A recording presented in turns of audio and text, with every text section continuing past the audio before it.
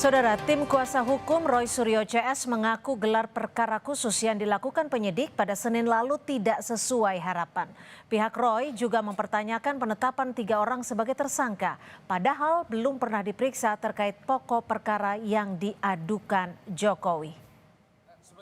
Hal ini disampaikan tim kuasa hukum Roy Suryo CS dalam konferensi pers hari ini. Dalam pernyataannya, kubu Roy menyinggung soal gelar perkara khusus yang tidak ada bedanya dengan apa yang dilakukan saat gelar perkara di Mabes Polri.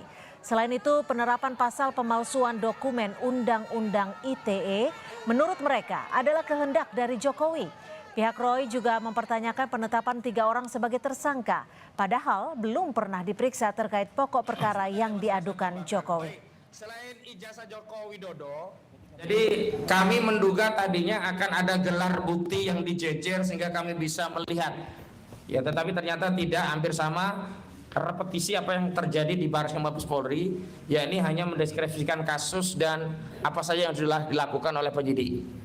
Dan dalam kesempatan itulah Pak Roy yang kemarin konferensi pers menyatakan ternyata pasal-pasal yang sebelum ini dibantah oleh Joko Widodo tidak dilaporkan. Dari LP yang diterima oleh saudara Joko Widodo terbukti bahwa seluruh pasal itu memang diketahui dan dikehendaki oleh saudara Joko Widodo karena dia tekan juga di bukti LP-nya begitu. Selanjutnya kami juga sudah sampaikan kritik soal bagaimana ada 3 orang yang ditetapkan tersangka padahal substansi pemeriksaannya belum masuk kepada perkara atau pokok-pokok peristiwa apa yang dipersoalkan oleh penyidik sehingga ketiga orang ini naik menjadi tersangka. Siapa saja?